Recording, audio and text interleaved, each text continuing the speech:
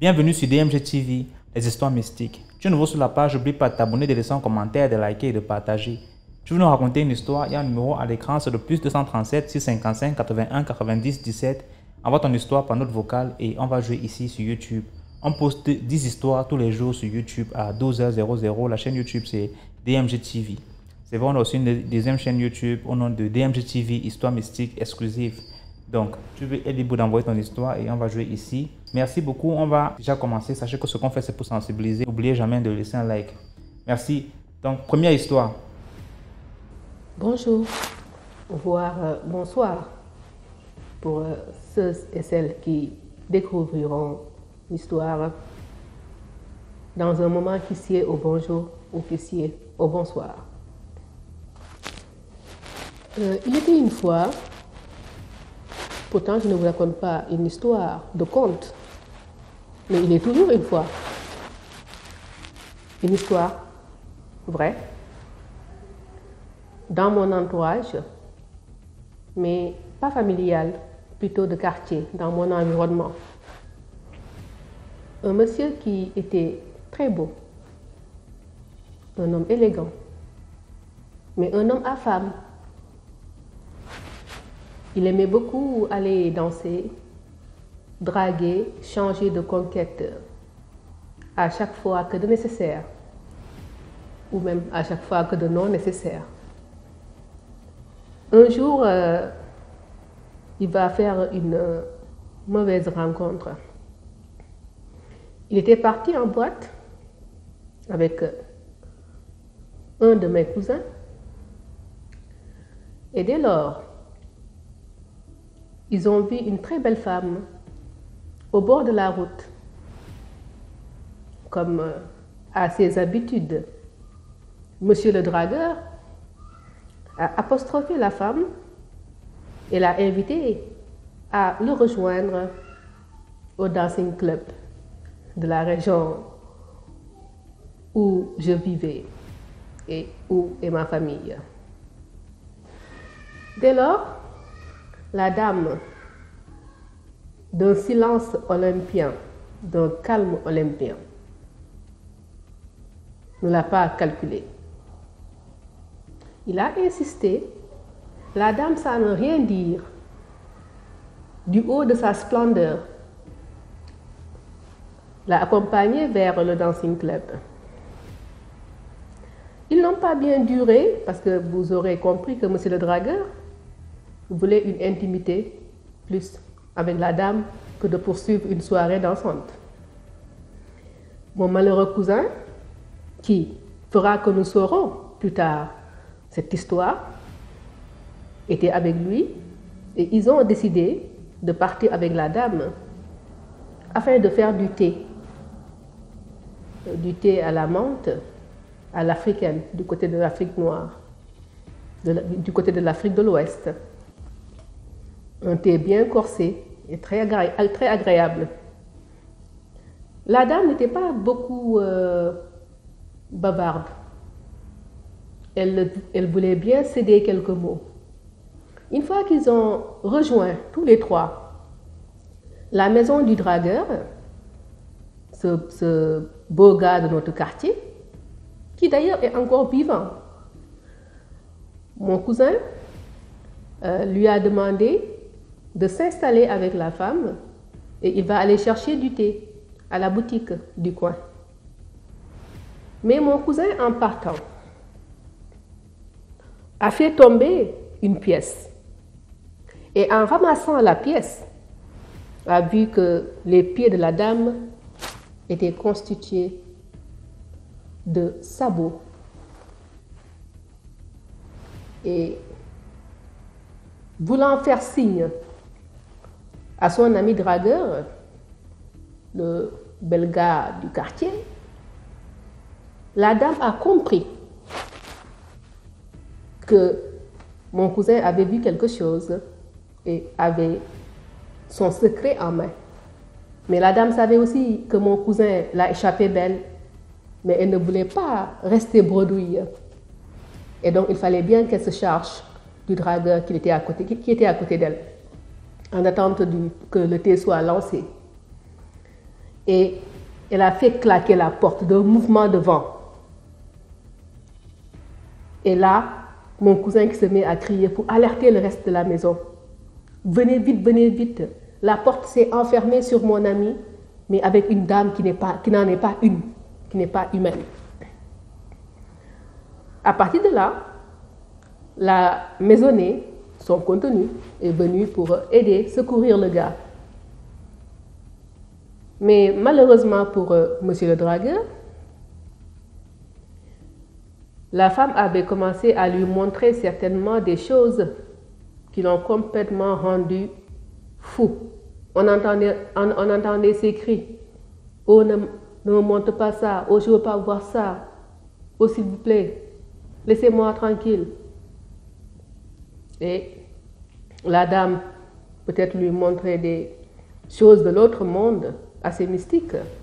En tout cas, quand le vent a réouvert la porte, cette fois-ci, on faisait face à un fou, une personne qui avait perdu toute sa tête. Et aujourd'hui encore, dans notre région et précisément dans notre quartier, et très proche de chez moi, mon cousin est là, toujours vivant, déboussolé, mais encore ayant sa tête, mais l'autre est complètement fou. Et quand je le vois souvent, malgré sa folie avec sa beauté, toujours qui demeure, je suis triste pour lui. Mais comme quoi, et en leçon de morale, toutes les femmes ne sont pas à conquérir. La femme n'est pas une bataille dans la guerre qu'il faut toujours vouloir emporter. Il y a des femmes à draguer et il faut placer la situation dans son contexte et essayer de se poser des questions sur le silence de certaines personnes quand on les aborde. Ce côté mystérieux, ce côté mystère pouvait les alerter. Mais non, ils sont allés jusqu'au bout et le bout n'a pas été agréable. Pour nos chers frères, pour certains d'entre eux, à femme, attention, le dehors, oui, bien sûr, comme le dit DMG, et tout ce qui contribue à raconter des histoires, le dehors n'est pas sûr. On se sent souvent beaucoup plus en sérénité chez soi, à l'abri de tous ces esprits vacants et à la quête d'un être humain à déboussoler. Sur ce point, à bon entendeur, salut. Merci beaucoup pour l'histoire. Là, on va passer à la deuxième histoire. Bonsoir DMG, bonsoir toute la communauté DMG. Bon, avant de vous raconter l'histoire, je vous prie de liker et de partager. Bon, je vais raconter une petite histoire. C'est une maman qui vivait à Douala avec sa petite famille. Et chez elle, elle était beaucoup dérangée par les souris. Et elle avait acheté des attrape-souris. Elle avait placé dans tous les coins de la maison. Mais aucune souris n'avait jamais été attrapée. Et puis un jour, elle décide d'empoisonner la souris. Elle a acheté le médicament des souris. Elle a pris le poisson, le mbunga, poisson fumé là. On appelle ça le mbunga ici au Cameroun, je ne sais pas dans les autres pays. C'est un bon poisson sec comme ça, très bon dans la sauce d'arachide d'ailleurs. Et ce jour, elle avait préparé ça avec la sauce d'arachide chez elle. Donc elle a gardé un morceau, un poisson entier je veux dire, et elle a empoisonné le poisson et l'a posé sur la cuisinière. Ce jour-là, son fils avait commis une bêtise. Elle avait un garçon de 13 ans. Il a commis une bêtise, je ne sais pas trop laquelle, mais la punition du garçon, c'est qu'il allait dormir à la cuisine. Elle lui dit, toi, tu vas dormir à la cuisine aujourd'hui. Il a supplié qu'il ne veut pas, il a peur parce que c'était une cuisine qui était à l'extérieur de la maison, une cuisine traditionnelle. Et dans cette cuisine, il y avait un lit traditionnel. On l'a enfermé là-bas et dans la cuisine, il n'y avait pas de lumière. L'enfant a commencé à pleurer, maman, s'il te plaît, ne me laisse pas dormir ici, j'ai peur. Mais la maman n'a pas cédé aux caprices du gamin. Et après, il s'est couché pour dormir. Il essayait de dormir tant qu'il pouvait, même comme son sommeil n'était pas profond. Et dans la nuit, il a suivi un très gros bruit dans la cuisine. Il ouvre les yeux. Il voit une très grosse souris. Cette souris s'est transformée immédiatement en une grand-mère. Ah, il était choqué. Crier l'a dépassé. La grand-mère a fait quoi? Elle a pris le poisson bunga empoisonné. Elle a émietté, elle a mis dans la sauce d'arachide de la maison. Elle a remué, elle a redéposé la louche comme si de rien n'était. Elle s'est retransformée en souris et elle est partie. L'enfant a tout vu. Le matin, quand la maman est venue ouvrir, il a dit à sa maman, maman, ne mangeons pas de cette sauce d'arachide. Sa maman dit, pourquoi tu dis ça? Il raconte ce qu'il a vu à sa mère dans la nuit. Sa mère était dépassée. Elle appelle son mari. Écoute ce que l'enfant dit. Il raconte encore. Et on dit, ok, on va verser la sauce parce qu'il ne peut pas raconter, il ne peut pas inventer un truc pareil. Ils ont pris la sauce et ils ont versé la sauce. Bon, maintenant, la leçon de morale, c'est quoi? Je ne sais pas si je vais dire que si tu penses que tes souris qui viennent à la maison, là, sont mystiques, pardon, il faut pas donner poison. Sinon, c'est toi-même qu'on peut empoisonner. Il faut aussi beaucoup prier pour que ce genre de choses ne t'arrive pas. Parce que cette dame vraiment a eu juste la grâce de Dieu, cette grâce-là d'avoir utilisé son fils pour qu'il puisse voir et sauver toute une famille. Parce que là, toute la famille allait mourir d'empoisonnement. On n'allait même pas comprendre d'où vient le poison. Pourtant, ça venait du remède de la souris qu'on a mis.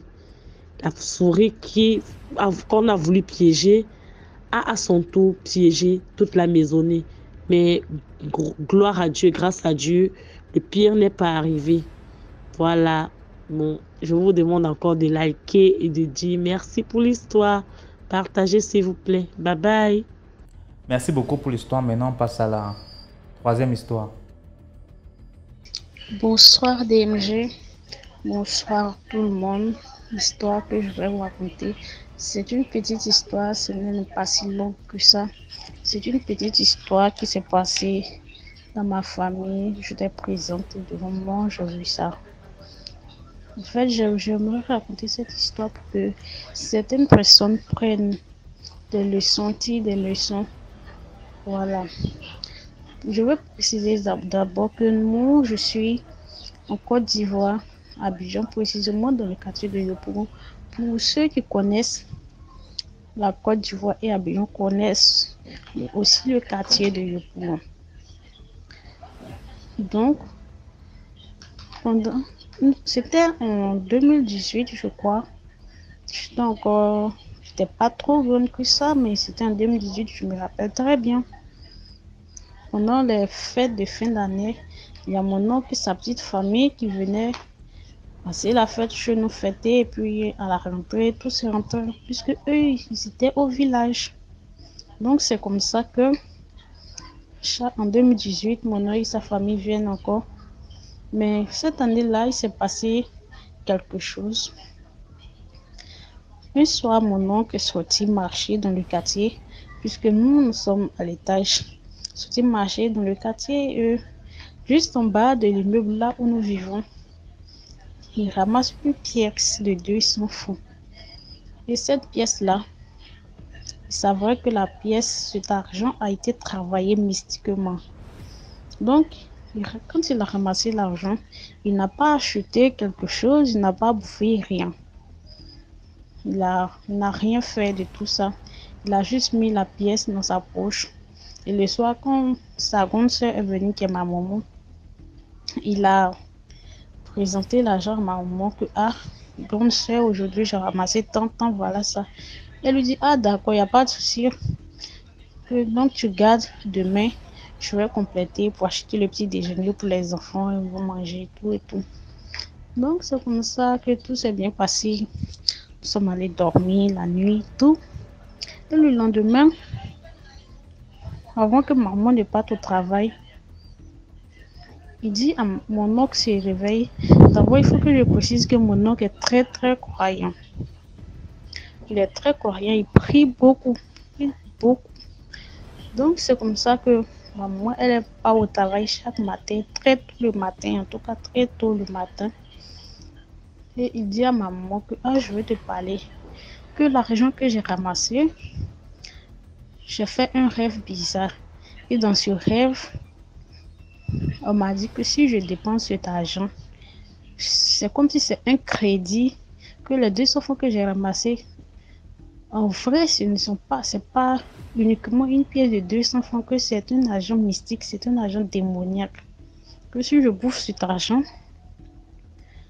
toute ma famille, tous ceux qui vont manger ce que je veux acheter avec cet argent, vont payer un crédit qu'ils ne pourront jamais rembourser, que moi-même je vais perdre la vie dans ça.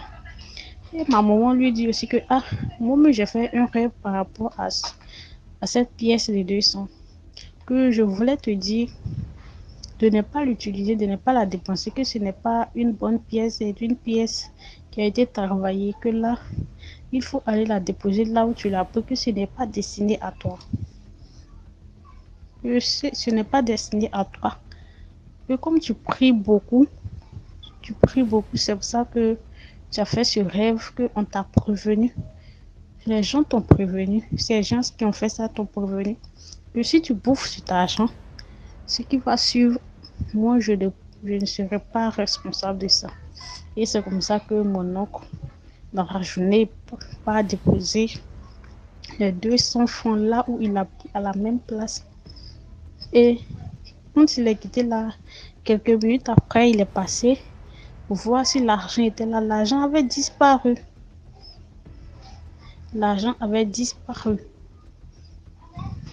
Donc, la petite leçon de morale que j'aimerais que les gens retiennent, c'est que c'est pas tout ce qu'on voit dans la rue qu'on ramasse. Surtout de l'argent, c'est pas tout ce qu'on voit qu'on ramasse, quoi.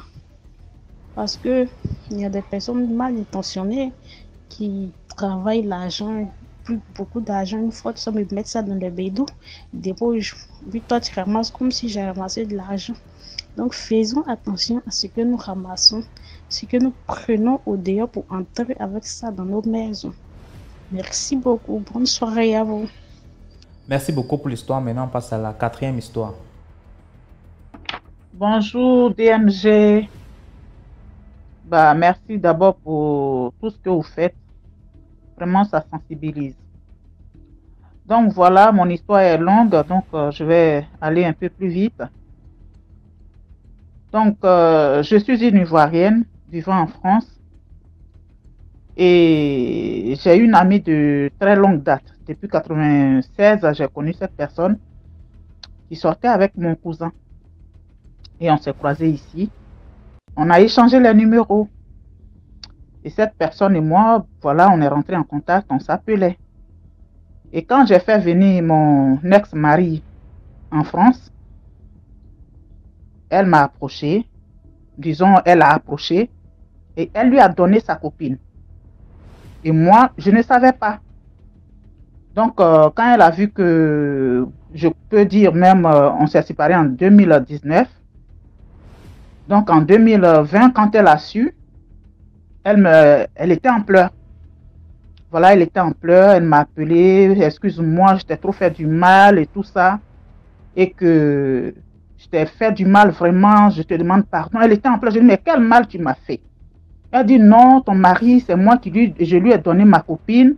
Et quand tu étais au travail, et la fille venait chez toi. Donc voilà, je t'ai trop fait de mal. Je dis mais bon, c'est pas grave. Elle dit c'est grave. Elle n'arrêtait pas de pleurer. Je t'ai fait du mal. Je dis mais c'est pas grave. On n'est plus ensemble, donc oublions. Voilà, parce que là, si je parle, je suis en relation, dans une nouvelle relation. Si on parle de ça, C'est comme si je voulais encore, donc on oublie. C'est comme ça cette histoire. Moi, je l'ai laissé tomber. Je ne lui ai pas fait d'histoire, je n'ai même pas parlé dans cette histoire, et puis j'ai laissé tomber. Et on continue toujours notre relation. Et voilà, quand elle a perdu son papa en 2020, j'ai été la voir. Je crois, non, en 2021, j'ai été la voir. Et cette fille, là-bas, quand elle m'a logé chez elle, je dors la nuit, il y a un esprit qui vient se coucher sur moi. Je me débat. Je ne sais pas si vous avez déjà expérimenté ça, mais c'est étouffant. Je me débat, je cherche, mais je n'arrive pas. Dieu merci, l'esprit est parti. Je lui ai dit, il y a un esprit qui s'est couché sur moi. Elle n'a rien dit.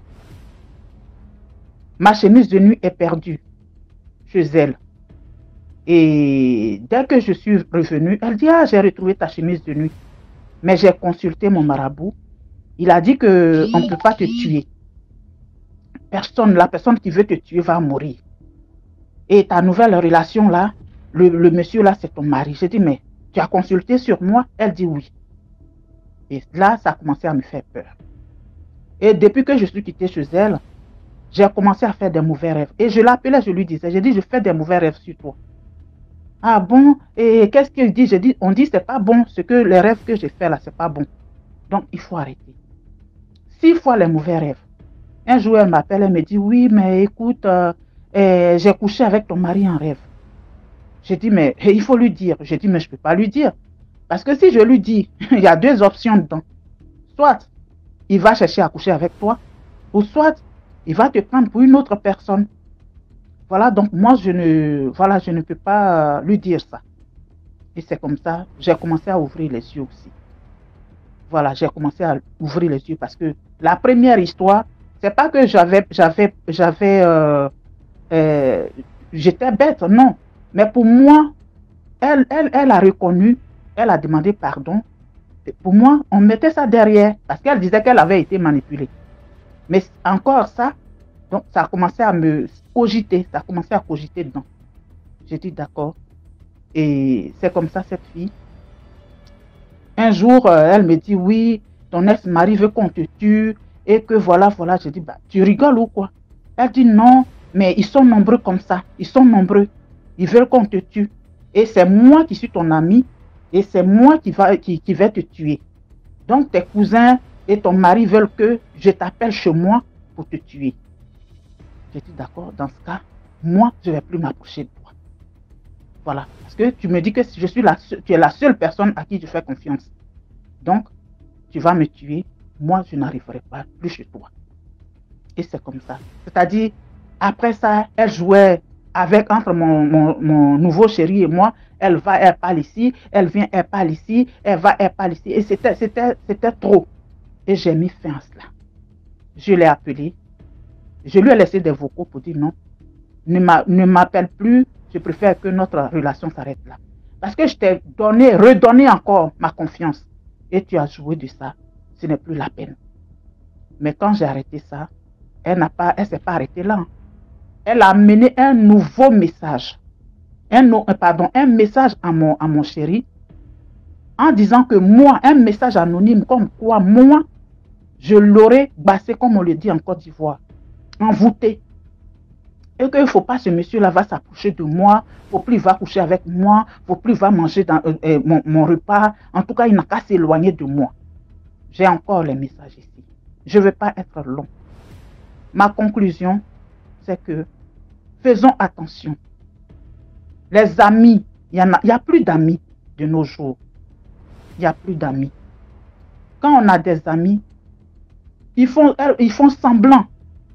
Voilà, d'être nos amis, mais au fond, ils n'aiment pas nos biens. Ils viennent avec des dents blanches, mais au fond, le cœur est noir. Et voilà mon histoire. C'était pour sensibiliser. Bonne soirée, DMC. Au revoir. Merci beaucoup pour l'histoire. Maintenant, on passe à la 5e histoire. Voilà, je reviens une fois de plus d'AMG. Bonjour à toute la communauté. Bonjour à tout le monde. J'espère que vous vous portez bien. Je reviens une fois de plus, non pas avec une histoire, mais beaucoup plus avec des conseils pour les jeunes femmes, les jeunes filles qui veulent absolument se marier. C'est vrai que nous tous, on aspire au mariage. Surtout, je pense que l'affaire de mariage est même plus une affaire de femmes que d'hommes. Parce que la société voudrait qu'à partir d'un certain âge, la femme soit déjà casée. Et lorsqu'elle ne l'est pas, ça crée un complexe vis-à-vis des parents, vis-à-vis des amis, vis-à-vis de l'entourage. Mais le conseil que j'ai à donner, c'est de ne pas se précipiter ou de ne pas trop se lamenter lorsqu'on n'a pas encore trouvé le bon partenaire, la bonne personne. Je vais raconter une petite anecdote. Il s'agit d'une amie, une amie très proche, qui est allée se mettre en couple avec un monsieur qui l'a quasiment bassé, comme disent les Ivoiriens. Donc, la jeune dame, elle a une très bonne position sociale, elle travaille. Malheureusement, elle n'arrivait pas à trouver le partenaire idéal. Elle était déjà en couple, mais comme elle avait des enfants avant, son ancien partenaire avait du mal à accepter et elle a préféré se séparer parce que vous savez, une maman ne peut pas vivre loin de ses enfants ou accepter que son conjoint maltraite les enfants qu'elle a eu d'une précédente union. Et donc cette jeune femme, dans l'entreprise où elle travaillait, s'est liée d'amitié avec un jeune homme. Et elle a commencé à lui raconter un peu tous ses déboires amoureux. Elle se plaignait tout le temps que oui, pourtant les gens disent que je suis bien, mais voilà, j'arrive pas à me caser. Je suis là, j'accompagne mes copines quand elles se marient.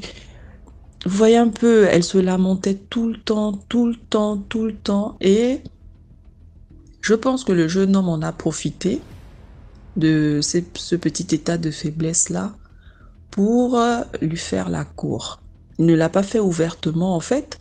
Justement, la partie un peu bizarre de l'histoire, c'est celle-là justement parce que du jour au lendemain, elle s'est retrouvée à annoncer à tous ses parents et à tous ses amis qu'elle était sur le point de se marier. Donc, les gens étaient surpris. On savait qu'elle sortait d'une relation.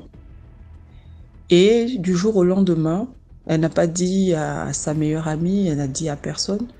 C'est quand ils ont calé une date qu'elle est venue dire à ses parents, à ses amis, « Ah oui, préparez-vous, je vais me marier ». Elle était toute contente parce que enfin, elle allait se marier, elle allait quand même montrer à tout le monde que bon, ce qu'on dit d'elle, que c'est une bonne personne, est avéré.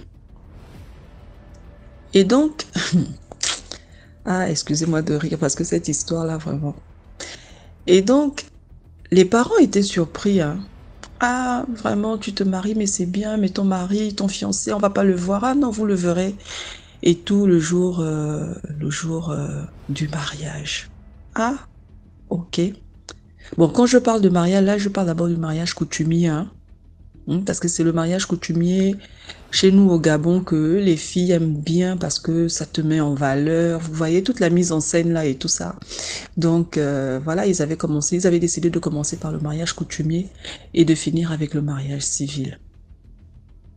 Les parents disent ok, donc ils ont tout fait, les amis se sont préparés, c'était vraiment une belle fête. Et quand le mari est arrivé avec sa famille, bon, les choses se sont bien passées, mais bon, il y avait des regards un peu, il y avait des petits coups d'œil en fait qui se jetaient entre les membres de la famille, entre les sœurs, entre les copines. Bon, la fille, ma copine, elle était amoureuse. Elle n'avait vraiment pas notre temps, elle était amoureuse. Bon, elle semblait épanouie, heureuse. On s'est dit, ok, c'est son choix. Et voilà, on va faire avec.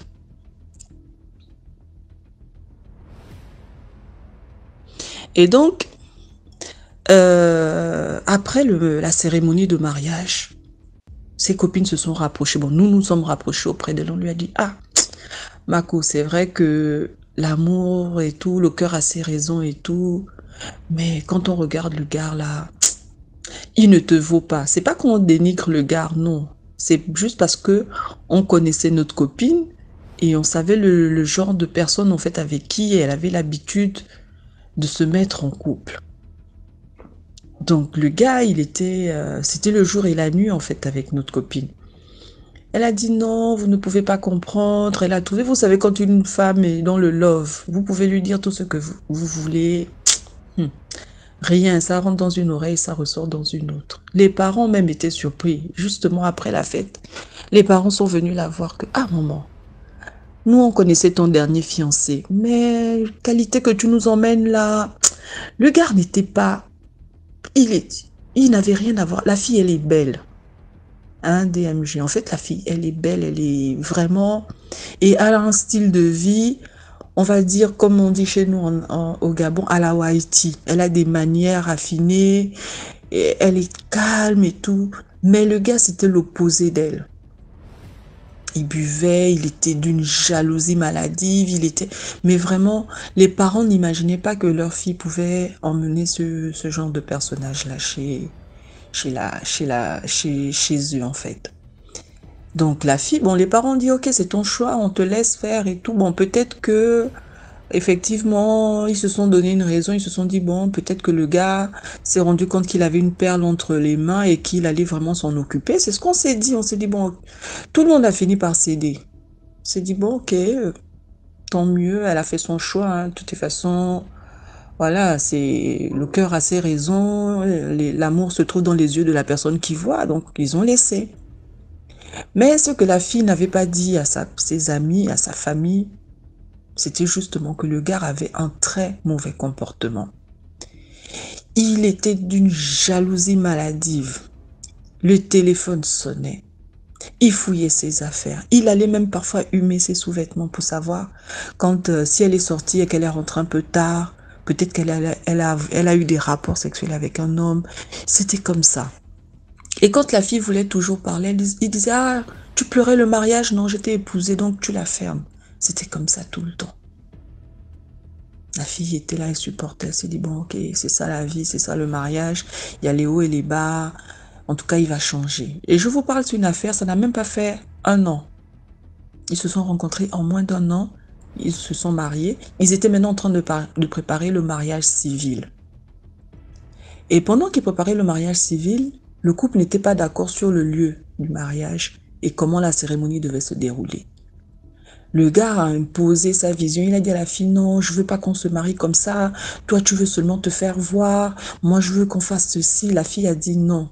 Moi, je sais comment on organise des fêtes. J'ai l'habitude d'organiser pour mes amis. Si on veut gagner, voici comment on devrait faire. Et à chaque fois que la fille donnait son point de vue, le gars l'envoyait balader. Ah, dégage! Hein, je t'ai épousé, tu voulais le mariage. Donc, même si on fait venir le maire à la maison, tu dois accepter. C'est pas le mariage que tu pleurais. Et c'est bizarre, à chaque fois qu'il disait à la fille, elle se taisait tranquillement et tout. Et puis un jour, il a repris, ils étaient toujours sur la discussion parce que à chaque fois qu'elle faisait quelque chose, elle devait lui dire.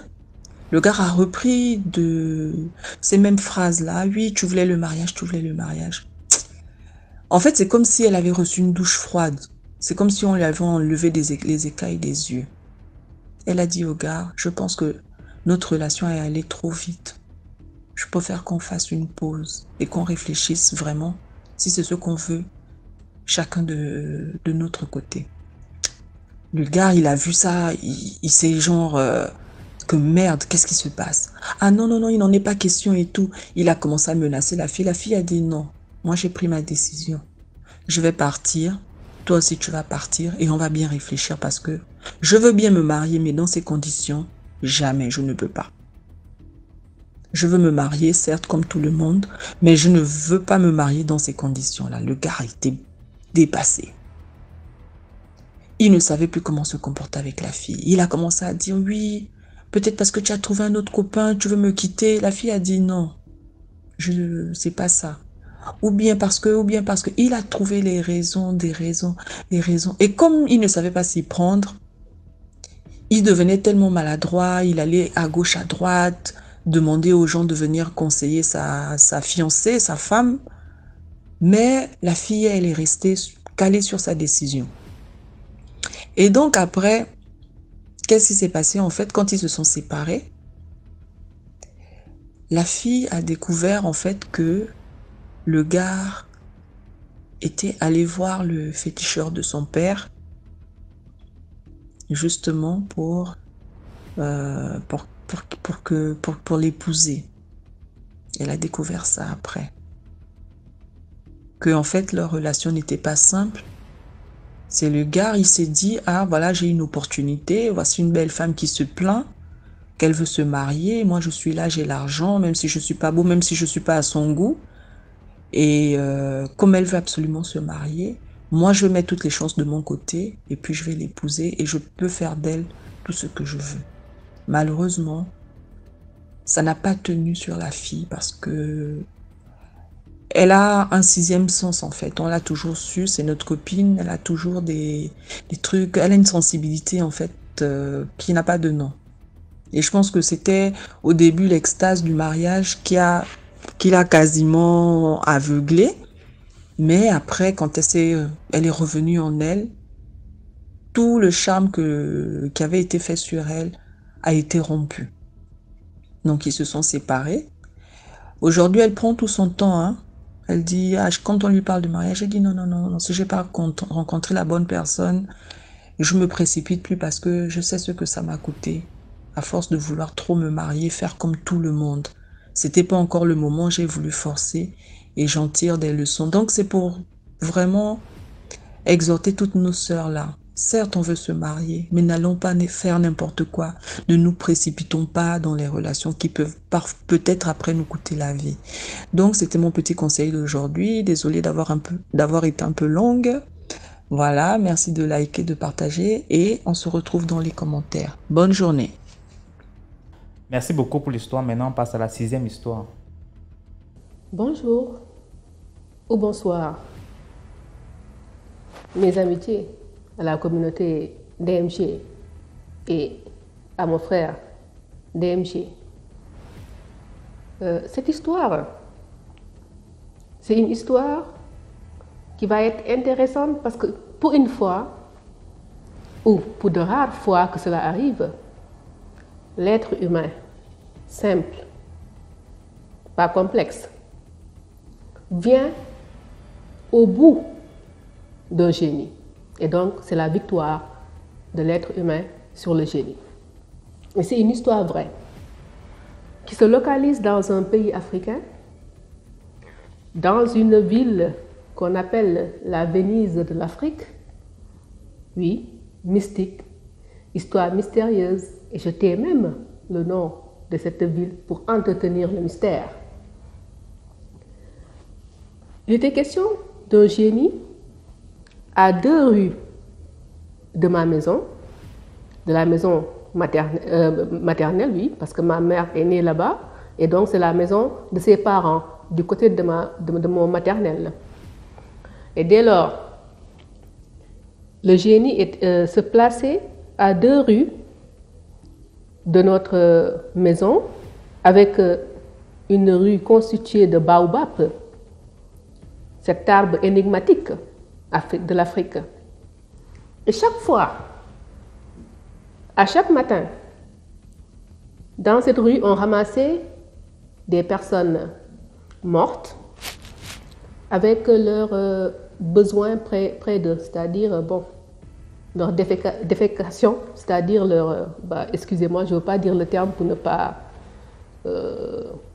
pas heurter, mais avec leur caca, excusez-moi, pour que ça soit plus clair, près d'eux. Parce que l'homme qui va vaincre ce génie et qui avait des connaissances mystiques va nous expliquer pourquoi ces personnes mouraient dans cette rue des baobabs et avec leur caca à côté. Le génie disait, à certaines heures de la nuit quand on passait là-bas, pour les gens qui ont eu la malchance de passer là-bas, parce que beaucoup de gens qui connaissaient cette rue-là la contourner pour ne pas avoir affaire à une certaine heure à ce génie taquin, parce que je peux l'appeler un génie taquin. D'autant plus qu'il disait aux personnes qui passaient, donnez-moi des coups au dos, ou je vous donne des coups au dos. Si vous me donnez des coups au dos, ou si je vous donne des coups au dos, vous allez chier et mourir. Donc vous aurez compris que quel que soit X ou Y, c'est-à-dire quelle que soit la situation, l'être humain qui rencontrait ce génie, qu'il donne des coups au génie ou que le génie lui donne des coups, allait mourir. Et tellement que les coups seraient durs qu'il y aurait du caca de cette personne près de lui, près de sa dépouille. Un jour, un homme devenu notre héros régional, notre héros du quartier, au pouvoir mystique, a pris volontairement l'initiative d'aller rencontrer ce génie et d'en découdre avec lui. Il était d'une grandeur qui avoisinait les 2 mètres. C'était un homme très grand et fin, en bonne personne de cette région d'Afrique-là et de ce pays africain où les hommes sont souvent grands et maigres, toujours pour entretenir le mystère. Je ne lâcherai pas mon pays. Je ne dirai pas c'est quel pays. Caprice de raconteur. Alors, c'est ainsi qu'il a dit qu'il va en découdre avec ce génie-là. Et revenu vainqueur de ce duo, il nous a raconté, mais il n'est plus de ce monde, parce que c'était déjà un grand gaillard quand l'affaire se passait, et moi-même j'ai grandi, maintenant j'ai dans la quarantaine. Lui, il n'est plus vivant, mais il avait vaincu le génie. Et il nous a expliqué tout simplement que le génie lui a dit, je te donne le choix de me donner des coups au dos ou le choix de recevoir mes coups à ton dos. Si tu me donnes des coups sur mon dos ou si je te donne des coups sur ton dos, tu vas mourir quand même, quelle que soit la situation. Et le gars lui a dit, je préfère te donner des coups à ton dos, toi le génie. Et quand il s'est baissé pour lui donner son dos, à ce moment-là, le monsieur, avec des incantations, avec son pouvoir mystique, et à l'aide aussi d'un pistolet, ce qui est fort étonnant, je ne savais pas que les pistolets pouvaient quelque chose sur les génies, mais en tout cas avec des incantations, il a pu tuer physiquement ce génie et spirituellement par ses incantations ce génie, et désormais il a pu libérer la rue des Baobabs de ce génie taquin qui embêtait les gens avec des histoires de gamins, mais fatales, de cogner ou d'être cogné, quoi qu'il en soit, de mourir de ses coups. C'est ainsi qu'on fut libéré, c'est notre héros, je dirais même régional, notre héros du quartier. Aujourd'hui décédé, et que la terre lui soit légère. Mais il nous a bien sorti d'une situation délicate avec ce génie qui nous a merdé tant. Moralité, comme quoi l'être humain, on dit souvent qu'il est créé à l'image de Dieu. Donc il a aussi un pouvoir. Et dès lors, chaque fois ces praticiens nous montrent, s'ils ne sont pas charlatans, qu'on peut compter sur eux. Voici un bel exemple éloquent d'un humain qui a vaincu un génie. Fin de l'histoire. Au revoir. Merci beaucoup pour l'histoire. Commentez, likez, partagez. Là, on passe à la 7e histoire. Alors oui, bonjour à toute la communauté DMG, bonjour à toi DMG, bonjour à tous ceux qui nous font le plaisir de raconter leurs histoires sur DMG DVK. J'avoue vraiment que c'était un très bon concept de la part de DMG. Je dirais à la communauté DMG de continuer à nous délecter de leurs histoires qui sont les unes et les autres toujours les plus surprenantes mais très constructives. Bon, si c'est que j'essaye de faire ce voice aujourd'hui, C'est parce que j'ai écouté, entre autres, des histoires DMG. Tu sais, il y a une sœur là qui a raconté son histoire hier, qui était de l'Est, qui a dit qu'elle était une comane et, et qu'elle a été fabriquée. Et bon, après, on lui a enlevé cela et tout et tout. Je pense que c'était dans... Oui, c'était hier.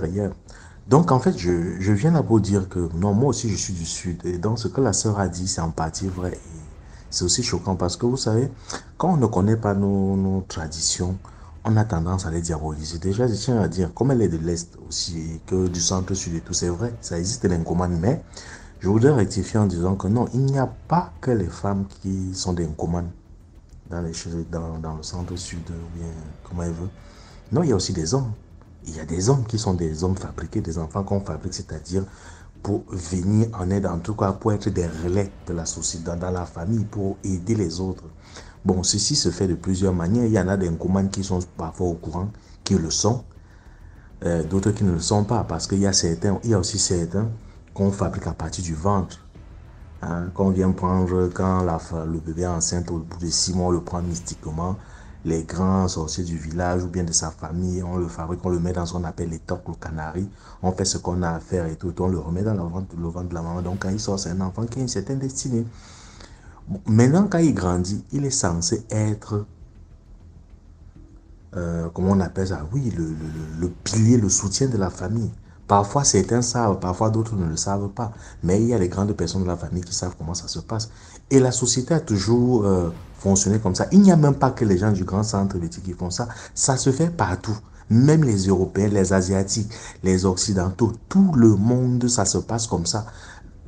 Quelle était l'utilité de nos cercles initiatiques en Afrique? C'était de savoir quand nos enfants naissaient, qu'on les canalisait dès le bas âge. Nos ancêtres connaissaient déjà. Même à l'ouest, ça se passe. Tous ces enfants, ce n'est pas tout le monde. Quand les enfants naissaient, on savait que ça, tel enfant, c'est un enfant de pouvoir, c'est un enfant d'avoir, c'est un enfant de devoir, c'est un enfant de savoir. Et à partir de ça, de ta destinée, de la force mystique que tu avais et tout, à la partie de la force à laquelle tu étais destiné, on t'orientait comme ça, très jeune, on t'envoie chez un oncle, chez un tante qui a le même, ou une tante qui a le même cercle initiatique que toi, ou chez un papa. C'était comme ça se passait. Et quand tu naissais, tu savais quel était ton destin, ce que tu devais faire pour qu'il y ait l'équilibre dans la communauté. Si tu étais pasteur, tu devais censé être pasteur. Si tu étais prophète, si tu étais censé à commander les gens, tu devais commander. Tu es censé être riche. C'était comme ça que ça se passait. Bon. Après aussi, chez les Ekambeti, maintenant, le truc, c'est que les gens qui étaient ces commandes-là avant, à l'époque, c'était des gens qui n'avaient pas d'enfants. C'était des gens qui avaient fait le sacerdoce, qui avaient fait le serment, qui ne devaient pas avoir d'enfants et tout, pour qu'il n'y ait pas de conflit d'intérêt, parce que ça se passait souvent. Parfois, quand on avait constaté que s'il a un enfant et tout, il peut arriver que le gars pense seulement à sa famille. D'ailleurs, même ça se passe dans beaucoup de familles. Vous voyez quelqu'un à qui on a légué le patrimoine de la famille, pour toute la grande famille, lui, il prend ça. Il utilise ça juste pour ses enfants. Et là, ça crée des conflits parce qu'il y a ses frères et sœurs qui disent que mais c'est comment? C'est toi le chef de famille. On a dit que c'est toi qui gardes le truc de la famille. C'est pas que tu prends ça pour tous tes enfants. Ça détruit d'ailleurs de famille, ce genre de choses, de comportement. Donc les gens avant, ils respectaient cela. Ce qui fait que celui qui gardait ça, généralement, c'était quelqu'un de chaste qui n'avait pas d'enfant, un truc comme ça. Voilà. Bon, après, la culture ou la tradition, ça arrivant aussi avec son temps. Certains ont commencé à avoir des enfants, mais bon. J'ai surtout fait ce voice parce que moi, ça m'a gêné quand la sœur, elle a dit oui, elle ne voulait pas ça et tout. Peut-être que les parents avaient leur part de responsabilité parce qu'on ne l'avait pas préparé à cela. Peut-être. Et c'est pour ça d'ailleurs qu'elle a eu des envies de vouloir fonder une famille, avoir des enfants, parce qu'elle n'avait pas été préparée dans le départ. Je pense que c'était une erreur. Bon, maintenant, de là à venir se mettre là, à rire et dire oui, ils sont fâchés contre elle parce que ils disent que leur vie est gâchée à cause d'elle et qu'elle est partie donner ça chez les Bamileke. En rien, moi, j'ai trouvé ça un peu gênant parce que qu'elle ne soit pas naïve, hein. Même le monsieur qui est venu là vers elle, là, il ne la connaît pas. Il vient d'une famille. Vous pensez que c'est chacun, c'est encore même mieux parce que moi aussi j'ai un peu du sang d'Américain. Même là-bas, même quand tu veux prendre une femme ou un enfant dans des familles sérieuses, on va d'abord regarder ou voir si c'est que celui qui vient là ou celle qui vient là, c'est une femme sérieuse. Elle vient de quelle famille, c'est comment, c'est comment. C'est chacun qui fait le bien pour soi. Donc, ma soeur, ne pense pas que même lui qui vient là, il ne t'a pas vu. Il a vu ce que tu renfermais. Personne n'aime le mal. Chacun veut ce qui est bien pour lui. C'est de bonne guerre. Mais maintenant, je dis, rire et dire que oui, tu as fait ça, c'est vrai. C'est clair que ça une forme de trahison. Après, je ne suis pas là pour juger, je donne mon assentiment. Je dis juste que si tu peux aider ta famille, parce que tu dis bien clairement qu'ils ont dit que tu allais donner son bambika, donc ça veut dire que tu as une situation, on peut dire, aisée. Donc si tu peux les aider dans une certaine mesure, il faut aider ta famille. Parce que ce n'était pas ça que tu étais décidé. Il ne faut pas oublier non plus que avant, il y avait des compétitions dans nos traditions, dans nos sociétés africaines, là où dans chaque village, par exemple, quand il y avait un point, on dit il faut sacrifier quelqu'un. Il y avait des jeunes qui disaient que moi, j'accepte de me sacrifier pour mon village, j'accepte de me sacrifier pour ma communauté, pour que le village aille de l'avant et tout. C'est les noms de ces gens-là qu'on attribue à nos enfants parce que c'était des saints, c'était des gens justes, c'était des gens puissants. C'est des gens qu'on glorifiait, ils devenaient nos saints, nos ancêtres, parce que c'était des gens qui ont fait le sacrifice ultime au nom de la communauté. Les gens n'étaient pas individualistes. Tout se faisait pour et au nom de la communauté. Et c'est comme ça que les choses avançaient. Bon, aujourd'hui, on a peur. C'est chacun qui veut se battre de son côté et tout. Ce n'est pas forcément ça. Les autres aussi, je tiens à rappeler que même les Européens, les Asiatiques, tout le monde le fait. Eux, ils le font même très jeunes. C'est-à-dire, on sait qui tu es, on te prépare à la tâche. On sait que c'est comme ça que ça sera. Bon, maintenant, si on ne t'a pas préparé et que tu as voulu faire ta vie de jeune fille, je pense que c'est aussi un peu de la faute des parents. Ils auraient dû te préparer à cela très jeune. Je pense que tu aurais dû intégrer cela. Mais de là à rire et dire ce que tu as dit là, bon, moi, j'ai trouvé un peu ça gênant. Et bon, je tenais aussi à justifier que non, il y a aussi des hommes qui sont des commandes, hein, des enfants fabriqués, des enfants qui sont fabriqués, qui sont là pour des choses. D'ailleurs, même notre président, c'est un enfant qui a une destinée. Et il y a beaucoup de choses comme ça. Ça se passe partout. Ce n'est pas des choses isolées. C'est juste, je dis juste que les parents ont péché parce qu'ils auraient dû te préparer à cela pour que tu comprennes la tâche qui t'attendait, que ça ne te surprenne pas et que tu deviennes rebelle.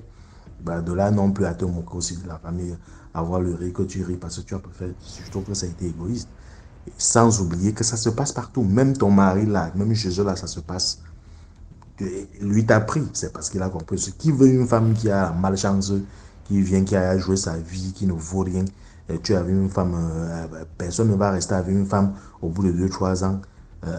Mon frère, tes affaires chutent. Tu vas, là même ça se dit bien.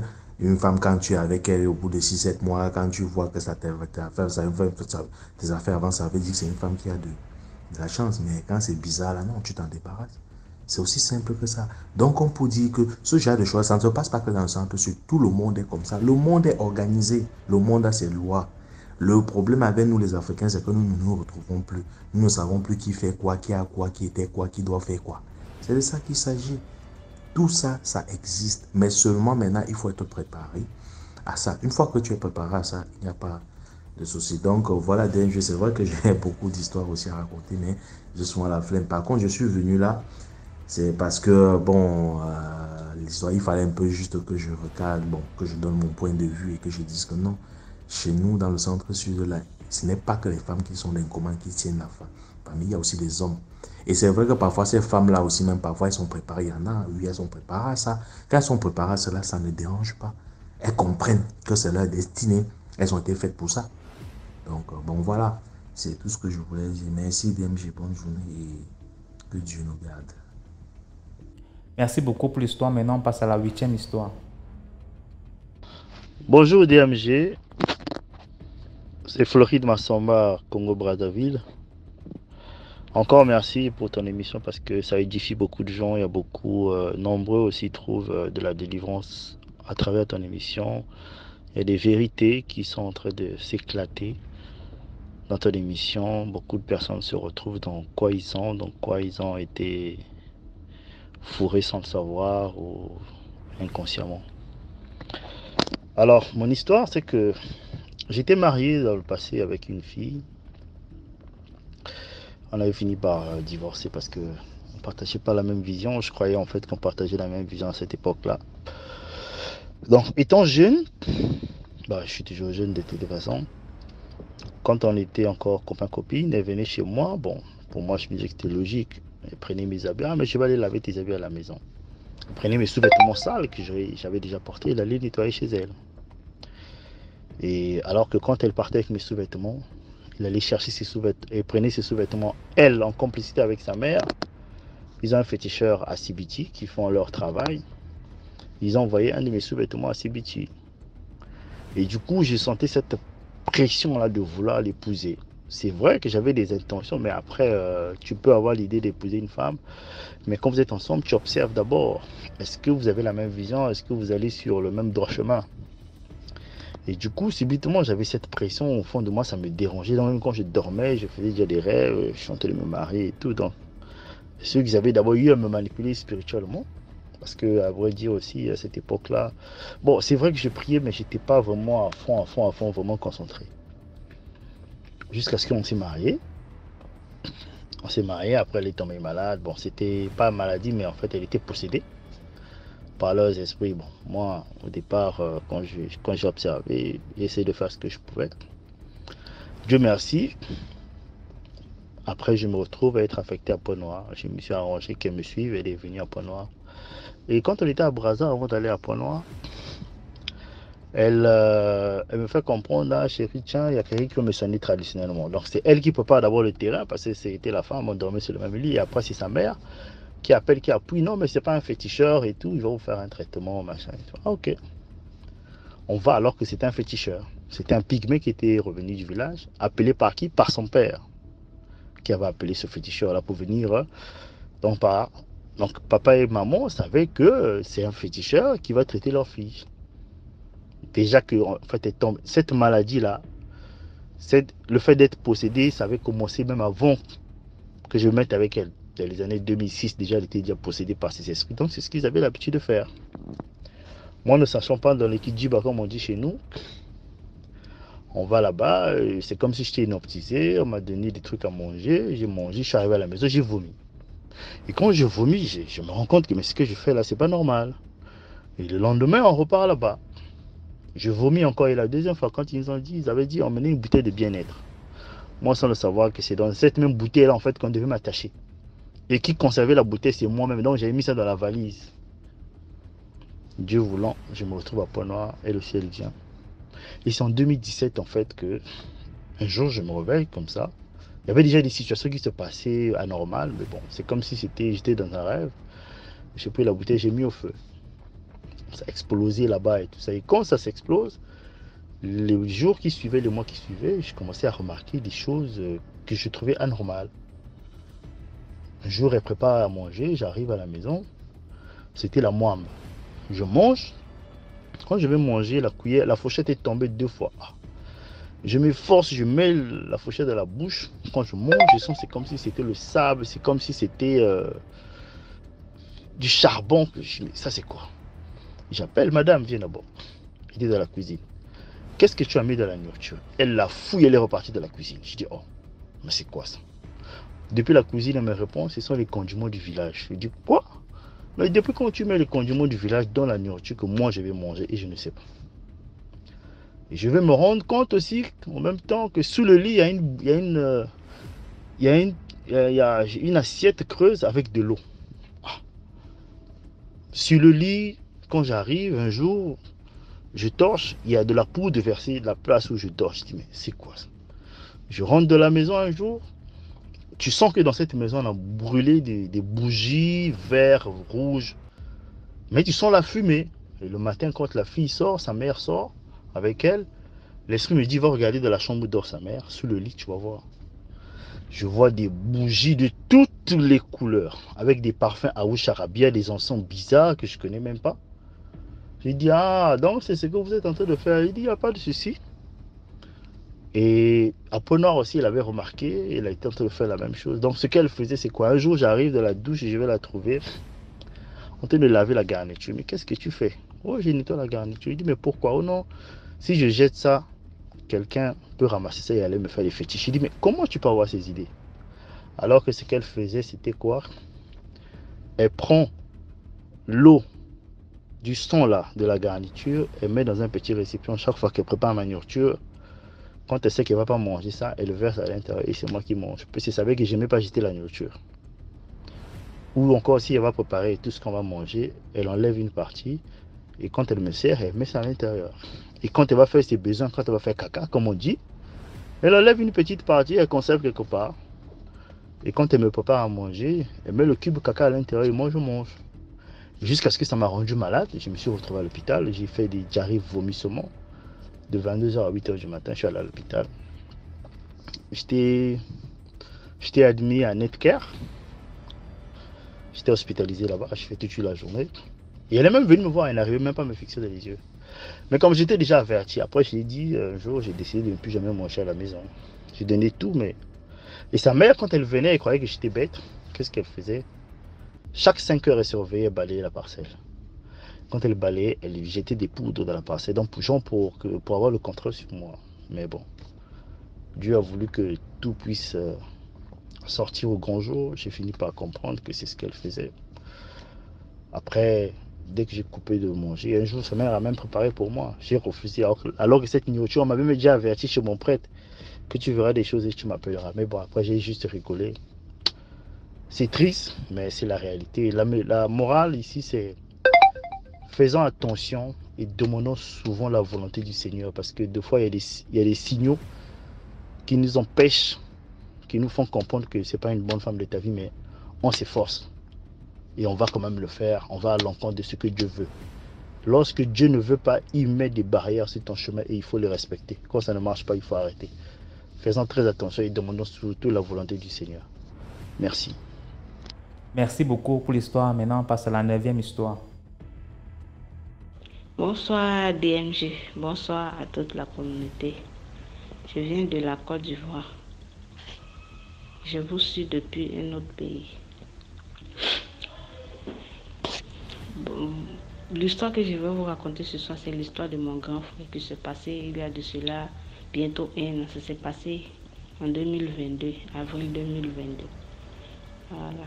Avant ça, DMG, je tenais à vous remercier pour tout ce que vous faites pour toute la population, parce que vraiment votre émission, ça nous permet vraiment de savoir que vraiment le deuil est vraiment méchant, qu'il y a beaucoup de choses qui se passent. Souvent il y a des histoires qu'on raconte, qu'on écoute, toi-même, est-ce que tu es là, tu te poses la question, est-ce que c'est vrai ou bien c'est faux? Or pourtant c'est réellement vrai, parce que le deuil est vraiment méchant, il y a beaucoup de choses qui se passent. Mais quand tu n'as pas l'œil pour voir, tu peux te dire que c'est faux, pourtant c'est la vérité que les gens disent. Voilà, c'est l'histoire de mon grand frère que je vais vous raconter ce soir. Ça ne m'a pas été raconté. Ça s'est passé devant moi. D'abord, mon grand frère, il était au village. Donc, dans ça, son travail qu'il fait, ça demandait qu'il voyageait beaucoup parce qu'il était dans la maçonnerie. Donc, un jour, il avait voyagé pour aller travailler dans un petit village. Donc, quand il est arrivé le soir, il a ouvert sa porte et puis il a posé son sac dans sa chambre. Et puis bon, il dit il va aller puiser de l'eau pour se laver. Donc quand il est sorti, bon, c'est chez lui.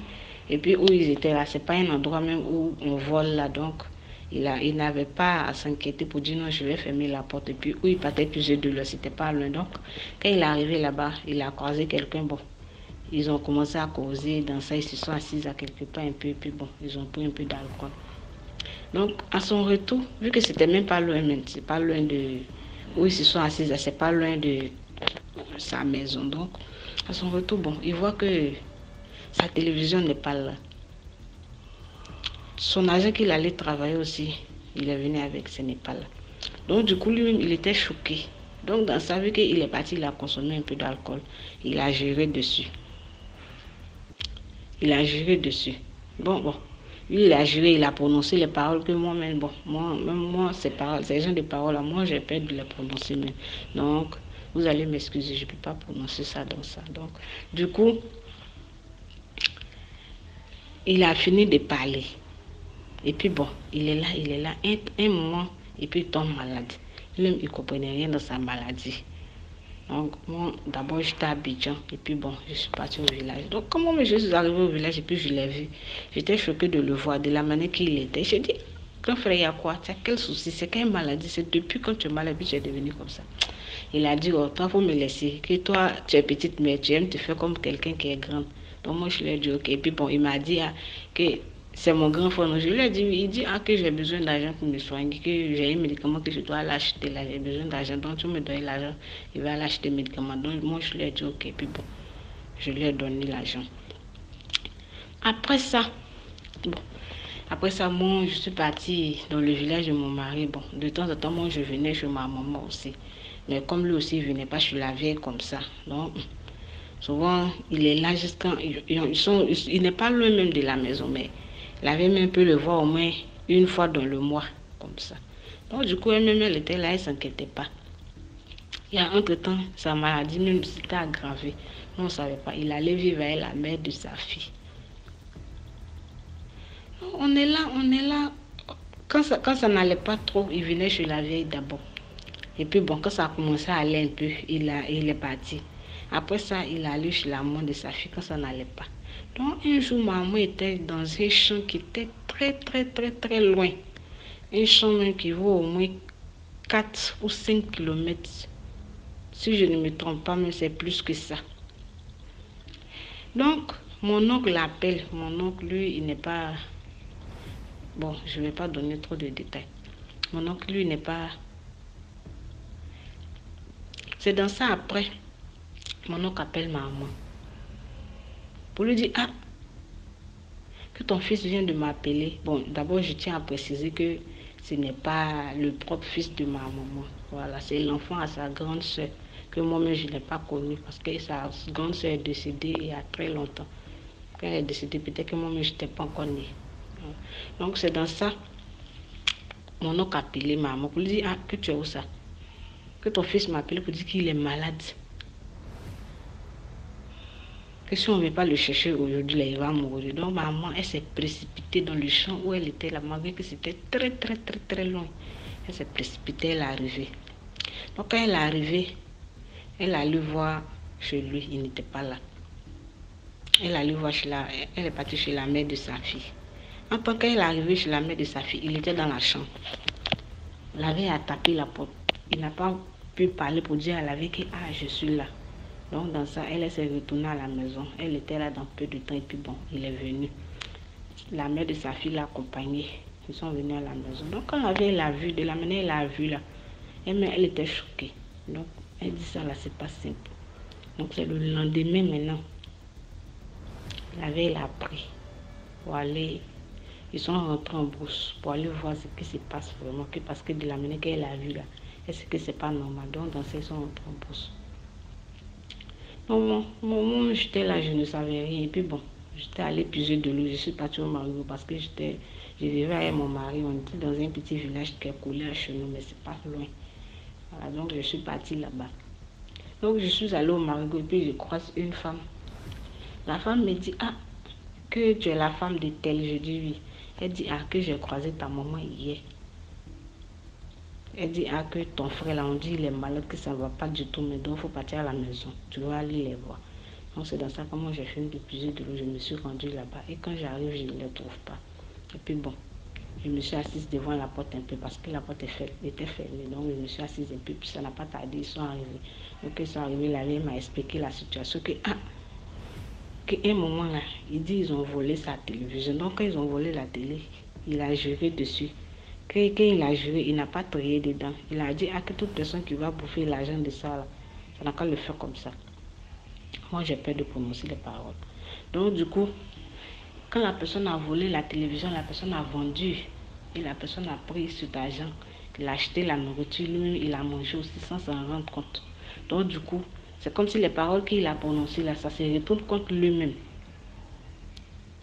Parce qu'en général, on dit quand quelqu'un vole quelque chose comme ça, puis toi, tu prononces même la personne même qui a volé, il peut ne pas mourir, mais ceux qui sont à côté, qui ont bouffé, eux peuvent mourir.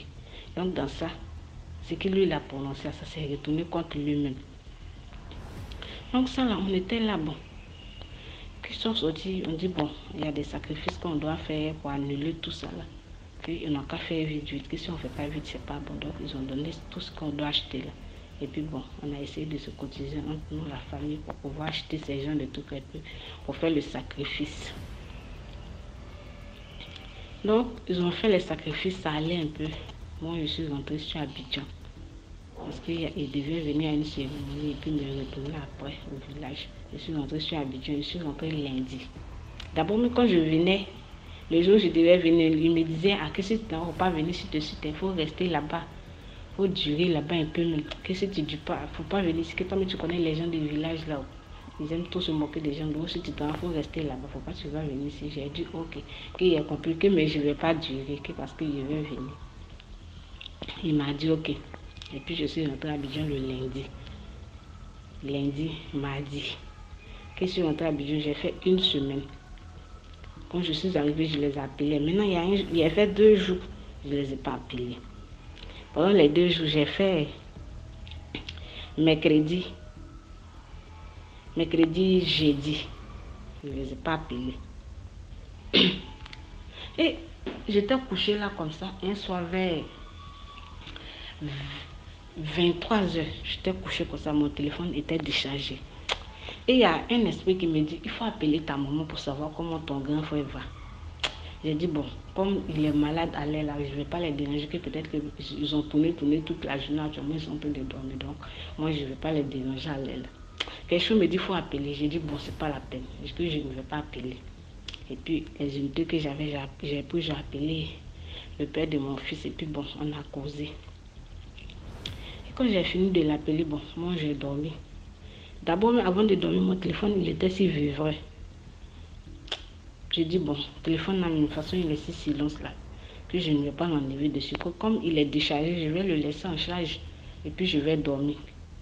Quelque chose me dit, téléphone, il faut mettre ça sur sonnerie parce qu'ils vont t'appeler la nuit là. Il dit, non, il est 23h. À cette heure-là, moi, les gens n'ont pas l'habitude de m'appeler. Donc, moi, à cette heure-là, moi, je ne peux pas mettre le téléphone sur sonnerie. Qu'ils ne vont pas m'appeler. Que si on m'appelle à cette heure, c'est pour m'annoncer une mauvaise nouvelle.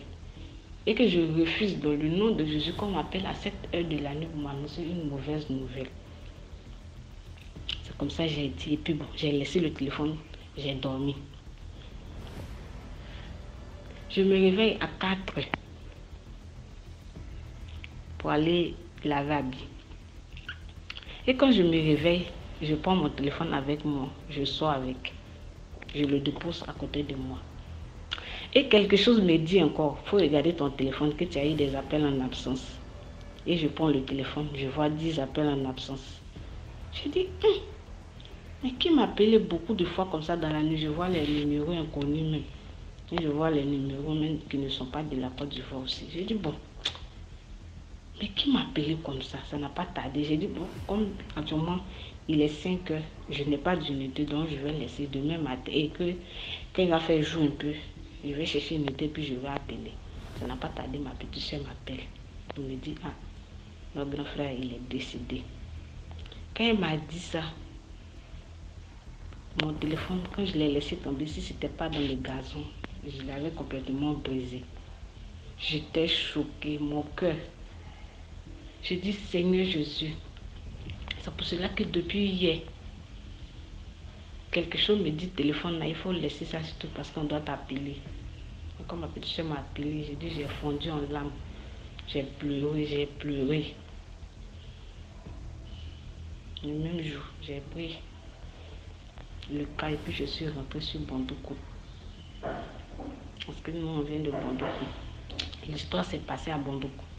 Donc, quand je suis rentrée, bon, d'abord, mais quand j'ai pris le cas, quand ma petite soeur m'a appelé, ça n'a pas tardé. Et puis ma maman m'a appelé pour m'annoncer la nouvelle aussi. J'ai dit, ah, mais pourquoi depuis hier?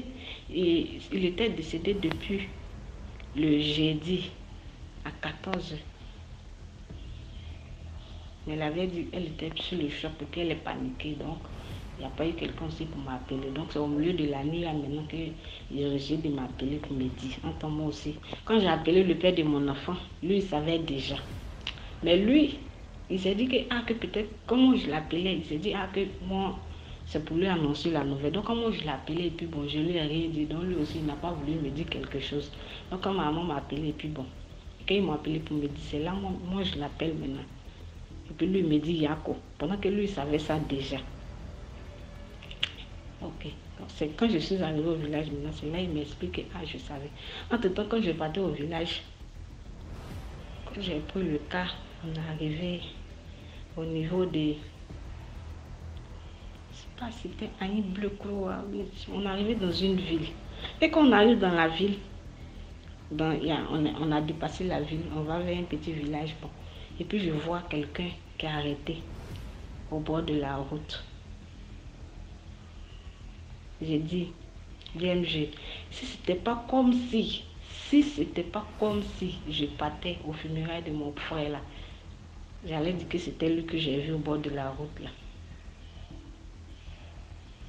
Si c'était pas comme si je partais à lui mais son funérailles, j'allais dire que c'est lui que j'ai vu au bord de la route là. Et quand le cas est passé comme ça, j'ai tourné pour regarder. Je ne voyais plus derrière moi. Et puis bon, j'ai continué. Le cas continue, on est arrivé. Bon, comme je suis arrivée, j'avais déjà fait l'enterrement. Voilà, donc la morale de l'histoire que je viens de vous raconter, c'est pour vous dire que quel que soit ce qu'on vous a volé, ne jurez jamais pour mettre dessus parce qu'on ne sait pas qui est devant, on ne sait pas qui est derrière. Voilà, parce que quand lui, il a juré dessus, il ne savait pas que c'était quelqu'un qui était proche de lui qui avait pris cela. Moi, mon frère, avant de mourir, parce que quand il est décédé, moi, je n'étais pas là, mais quand moi, j'étais au village, dans les derniers jours, il m'a dit, ah, que moi, il sait que mon matériel là, c'est telle personne qui a pris. Et quand l'histoire que je vous ai racontée, j'ai sauté des parties, mais je vais continuer. Quand ils ont commencé les consultations, d'abord, mais pourquoi il est mort? Parce que les premières consultations qu'ils ont fait là, ils ont donné les sacrifices qu'on devait faire là. Les sacrifices qu'ils ont fait là, ça n'a pas reçu. Ça n'a pas reçu. Vous m'excusez beaucoup si j'ai tardé avec l'histoire. Voilà, c'est quelque chose qui m'a beaucoup choqué. Je pense à ça jusqu'à aujourd'hui. Et même quand je pense que bientôt ça va lui faire 1 an en avril, vraiment ça me brise le cœur qu'il est parti comme ça. Il a laissé 2 petits-enfants derrière lui. Voilà, donc vraiment l'histoire m'a beaucoup marqué, ça m'a beaucoup touché. Donc, les premières consultations qu'ils ont fait, les premiers sacrifices qu'ils ont fait là, ça n'a pas reçu. Quand ils ont fait, ça a commencé à aller un peu là.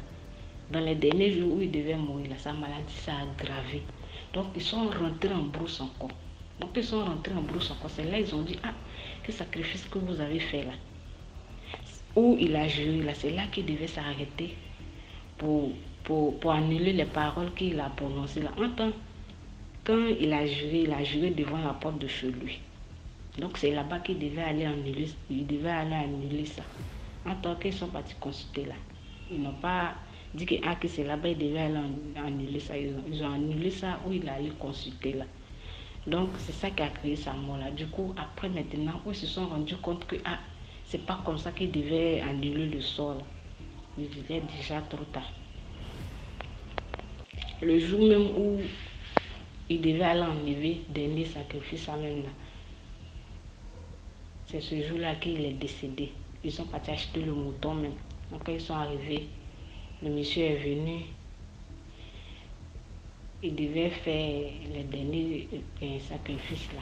C'est devant la porte même. Il est assis comme ça. Après ma maman m'a expliqué. Il est assis devant la porte comme ça. Il s'est adouci puis bon. Donc comme ça, il est parti comme ça. Il est tombé. C'est fini comme ça. C'est fini.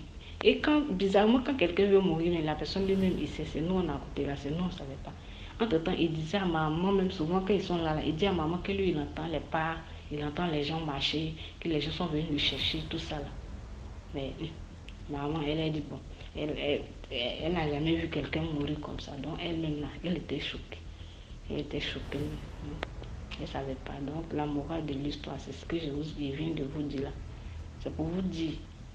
Si j'ai tenu à raconter cette histoire, ça ne m'a pas été facile. Depuis combien de jours j'essaie, mais je n'arrive pas. J'essaie, mais je n'arrive pas. Quand je fais vocal, la main, ça ne reçoit pas, je supprime. C'est maintenant, j'ai dit, bon, je vais me concentrer, et puis bon, je vais faire. Parce qu'il faut que je lance ce message pour que tout le monde puisse entendre ça. C'est réel, c'est des trucs qui se passent. Dieu, on ne joue pas avec lui. Tu peux être dans un problème tout à l'heure. Tu vas dire, Dieu, aide-moi, aide-moi. Peut-être qu'il ne va pas t'aider aujourd'hui. Il va le faire parce que moi, je crois en Dieu. Il va pas le faire aujourd'hui, mais il suffit que tu jures aujourd'hui. Ça ne va pas prendre 2 jours pour agir. Ça ne va pas prendre 2 jours pour agir. Dès que tu jures, ça se manifeste. Dieu, on ne joue pas avec lui. C'est pour vous dire, quel que soit ce qu'on vous a volé, quel que soit ce qu'on vous a fait, Ce n'est pas la peine de prononcer le nom de Dieu comme ça pour dire Seigneur, si telle chose, c'est pas bon. C'est pour cela que j'ai tenu à raconter cette histoire pour que tout le monde puisse l'entendre. DMG, je te remercie beaucoup pour ce que vous faites. En tout cas, vraiment, ça nous permet de connaître beaucoup de choses, de savoir que le Dieu est vraiment méchant. Merci. Donc, je lance ce message pour toute la population, pour que nous puissions être sensibilisés des choses qu'on ne doit pas faire sur cette terre. Dieu, il existe. Merci pour l'histoire. Là, on passe à la 10e histoire. Bonsoir, DMG. Je tiens à te dire merci pour le concept que tu as eu à mettre sur pied, car ça sensibilise beaucoup de personnes. Et pourquoi pas, ça peut aussi aider beaucoup de personnes à échapper au piège tendu par l'ennemi. Je te contacte du Gabon, précisément à Libreville. Mon expérience se passe le 31 décembre dernier. Alors 2 semaines avant cette date, 2 semaines avant le 31, je suis contacté par mon pasteur via WhatsApp. Il m'envoie un audio et dans son message, il me fait comprendre qu'il y a quelque chose de mauvais qui se prépare contre moi et qu'il ne veut pas que le bonheur que je vis actuellement ou la joie que je vis actuellement se transforme en malheur, se transforme en larmes. Qu'il faudrait que j'assiste au programme qui se tient à l'église et que je devrais passer le réveillon à l'église. Bon, moi je prends pas trop en considération ces propos, malheureusement, je me laisse distraire. Et le 31 décembre arrive. 20 heures passées, je suis à la maison, je suis seul, je m'ennuie. Alors 2 voix chuchotent en moi. Une, va à l'église, il n'est pas trop tard, vaut mieux tard que jamais. Et une autre voix me dit, non, appelle tes amis, vous allez faire la fête, c'est quand même le 31 décembre. Voilà. Malheureusement, j'écoute la voix qui me dit d'appeler les amis et faire la fête. C'est comme ça que je contacte un ami qui habite dans un quartier voisin. Juste pour dire que lui et moi, on n'est pas dans le même quartier. Il est dans un quartier voisin où j'ai d'ailleurs grandi, où j'ai aussi de la famille. Parce que là-bas, j'ai construit sur le terrain familial et je suis parti de là il y a environ 2 mois. Et d'ailleurs, c'est là-bas où j'ai fait connaissance avec cet ami-là. Donc, je l'appelle. Arrivé au quartier en question, il me retrouve, on va dans un bistrot, on partage 2 bières. Parce qu'on se dit que, voilà, il fait 22 heures. Faudrait pas qu'on soit bourré avant minuit, on doit être lucide, on doit voir minuit, on doit crier bonne année étant lucide, on doit se souhaiter meilleurs vœux étant lucide. Donc on gère les 2 bières, minuit arrive, voilà. Minuit passé, je propose à l'ami de m'accompagner au terrain familial, souhaiter meilleurs vœux à tout le monde. Il m'accompagne quand même, c'est mon quartier, j'ai grandi là, donc voilà, je connais beaucoup de monde, donc il m'accompagne. Arrivé au terrain familial, tout le monde n'était pas là par les locataires. La famille, tout le monde était à l'église, il n'était pas encore de retour. On est à 1h du matin par là. Et je perds un peu du temps là, j'écoute quelqu'un m'appeler. C'est un des locataires avec qui je me suis familiarisé là au terrain, lorsque je vivais là au terrain familial, qui m'appelle Et l'ami à côté me fait comprendre qu'il ne faut pas qu'il soit là, il ne faut pas qu'il vienne ici, il ne faut pas qu'on soit avec lui, c'est pas quelqu'un de bien et tout, il est mauvais. Je dis, mais il m'a déjà vu, est-ce que je peux encore le repousser? Et au fond de moi, je me dis quand même, mais moi je le sais comme quelqu'un de bien, et puis c'est moi qui offre qui sort l'argent. Tu n'as pas à me dire ce qu'il faut faire. Donc l'ami, le locataire nous rejoint, nous sommes à 3 là au terrain, on papote un peu, on aborde tous les sujets. Alors en abordant tous les sujets, on aborde au côté religieux. Voilà, moi je donne ma position, que moi j'aime pas le mal, je combats le mal, vraiment je me prononce en guerrier de l'Éternel. Mais je ne sais pas qu'en disant ça, je mettais à défi le diable.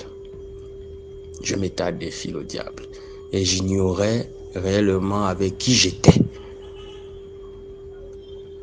Et après papoter, je constate que la famille ne vient pas. Bon, je me dis, c'est la nuit aussi. Bon, les gars, allons-y, on repart au bistrot. Je vous assure qu'en repartant, les choses n'étaient plus les mêmes parce que je n'y ressentais plus, je n'avais plus le contrôle de moi. En chemin, je parlais de tout et je parlais des choses, mais ça n'émanait pas de moi. C'est comme si c'était mon esprit qui parlait. Je ne sais plus. En fait, la seule chose que je retiens, c'est que je disais, moi je suis sur terre pour faire le bien, je ne m'associe pas au mal, je combats le mal. C'est ce que je disais. Et les deux amis à côté étaient calmes. L'ami que j'ai appelé le locataire était très calme, il ne disait rien. On est arrivé au bistrot. Je passais la commande, la gérante nous a servi 3 bières, elle a ouvert les bières, elle est partie. On était là assis, je vous assure que 1 minute après, j'ai ressenti mon corps, j'ai ressenti mon esprit sortir de mon corps, ma tête, je ne sais pas, j'ai vu comme un autre monde qui s'ouvrait à moi, une autre dimension, une des présences. Vraiment, je vous assure que sur le coup, j'ai ressenti cette décharge-là et toutes ces choses-là. Je commençais à la phrase que j'ai eu à dire, Seigneur Jésus, protège-moi. Je vous assure que j'ai prononcé cette phrase durant environ 45 minutes. 45 minutes. Jésus, protège-moi. Seigneur Jésus, protège-moi. Seigneur Jésus, protège-moi. Seigneur Jésus, protège-moi. C'était cette phrase que je prononçais. Et en prononçant cette phrase, je vous assure que Jésus-Christ existe. Jésus-Christ est réel. Il est réel. On ignore ce qui se passe dans l'invisible. Combien de fois la main de l'Éternel nous protège tous les jours de nos vies, pendant notre sommeil, pendant nos activités. Combien de fois la main de l'Éternel veille sur nous. Ne négligeons pas la prière. Donc j'étais en train de prier, Seigneur, protège-moi, protège-moi, protège-moi. Mais je vous assure que j'étais déjà loin. Et j'ai un esprit fort. Donc je luttais contre tout ce que je voyais. Je résistais, je vous assure. C'était un combat dans la prière. Ça, c'est quoi, Seigneur Jésus? Et mes deux amis étaient, le locataire et l'ami que j'ai appelé était serein, très serein. Et c'est comme ça, l'ami parle avec le locataire que l'esprit qui nous a suivis là, l'esprit est là et tout. Je dis, mais le gars là parle de quoi comme ça? Mais je suis en train de lutter dans la prière, C'est comme ça, à un moment j'ai dit, non, bon, on parle ici. Mais on n'a rien vu, j'ai dit, on part. je ne peux plus rester là, on part. J'ai déposé l'argent sur la table. On a commencé à marcher. Je ne ressentais plus mes pieds, je ne ressentais plus mon corps. Le quartier dans lequel on était, où on marchait là, c'était le même quartier, mais c'était pas aussi le même cas. Parce que c'est comme si on était dans le futur, mais c'est comme si on était dans une autre dimension. Et l'ami me disait, où on marche là, là-bas, regarde, il y a les gens qui sont en train de te regarder. Ils savent. Je dis, ils savent quoi? Donc, je marchais. Maintenant, je réalise que, mais attends, le quartier là, c'est mon quartier. Je suis une identité remarquable. Je suis populaire, je connais presque tout le monde. On fait que marcher, les maquis là, je ne sais pas, mais tous les maquis, je vois le monde, mais il n'y a même pas un seul visage que je reconnais parmi tout ce monde. Qu'est-ce qui se passe? Et plus on marchait, plus ça sentait le cadavre. Plus on marchait, ça sentait le cadavre. Et à un moment, je dis c'est l'Esprit de Dieu, l'Esprit Saint, qui me dit, mais attends, plus je te regarde, tu ne connais personne, et plus tu avances, ça sent le pourri, ne continue plus. Je décide, bon, les gars, moi je ne pars plus. On part où là? Je ne sais plus, ça c'est quoi? L'ami parle au locataire, il me dit, non, tu ne peux pas dire ça, on doit aller à un endroit où on doit bien parler, et tout. J'ai dit, non. Moi, je ne peux pas continuer là-bas. Je ne peux pas continuer là-bas. Je dois faire demi-tour. Je ne peux pas continuer là-bas. L'ami se fâche. Non, et tout, pourquoi tu fais ça? Non, on ne peut plus repartir là-bas. On ne peut plus repartir là-bas. On doit continuer. Allons, on doit aller parler à un endroit. On ne peut plus continuer là-bas. J'ai dit non, l'Esprit de Dieu me dit, tu dois repartir au bistrot, t'asseoir là où tu étais assis. Et je reçois encore une autre révélation, une autre orientation de l'Esprit de Dieu. En repartant, là où tu es venu, tu dois repasser textuellement par où tu es venu.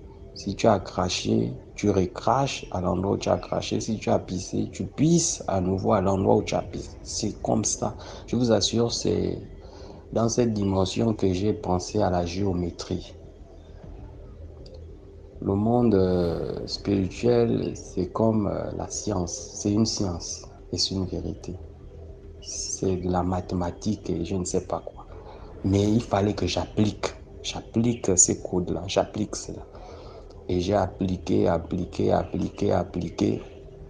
Mais en repartant, c'était pas facile parce que je voyais tellement de choses, des gens courir derrière les maisons de gens, des gens derrière les maisons. J'ai dit, mais ça c'est quoi? Bon, moi c'était plus étonnant pour moi, vu ce que j'avais déjà vu, ce que en fait, je me disais, bon, j'avais juste mon cœur pour supporter, parce que mes yeux étaient fatigués de voir, mais il fallait le cœur pour supporter tout ça.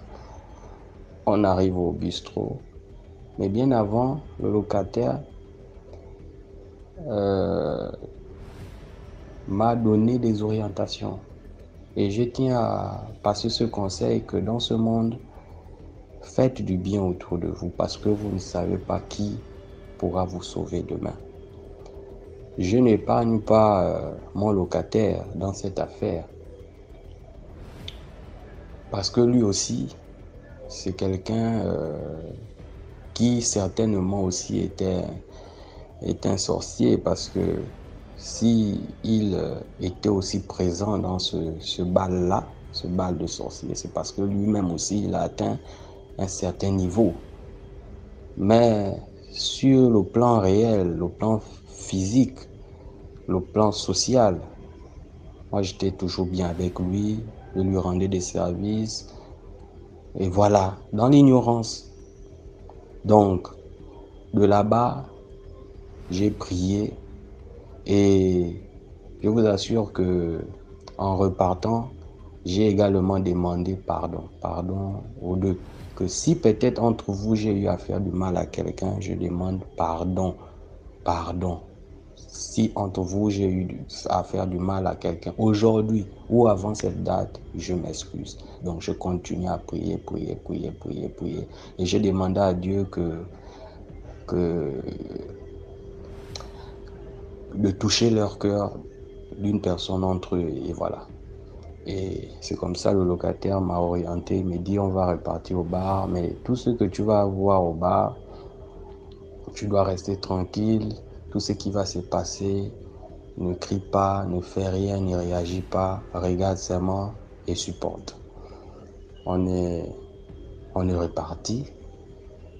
En arrivant, je vous assure que le bar en question était rempli des gens, Je vous assure que le monde de la nuit, c'est autre chose.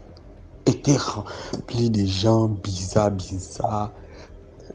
Et arrivé, je m'assois.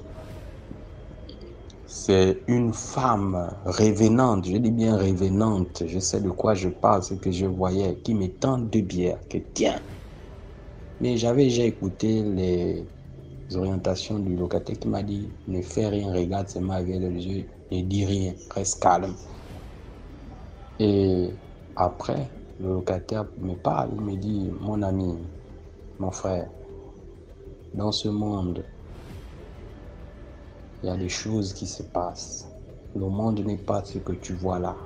Le monde n'est pas le monde que tu avais l'habitude de voir là. Aujourd'hui, tu apprends une leçon. Tu reviens. Ton esprit va revenir. Plus le jour va revenir, ton esprit va revenir. Et après, c'est l'ami. Mon ami là, que j'appelle ami, que j'ai appelé, qui me dit, mon frère, moi aussi j'ai quelque chose à te dire. Si tu as été épargné là, c'est à cause de ton bon cœur. Si c'était pas ça, je pense que ça n'allait pas aller pour toi. C'est ton bon cœur. Parce que là-bas, je pouvais voir l'amour que tu as pour les gens. C'est ton bon cœur qui te sauve. Après, le locataire prend la parole. Que ne sous-estime pas les gens. Moi, tu me voyais, je loue chez toi. Tu me voyais, mais est-ce que tu pouvais imaginer la dimension que j'ai?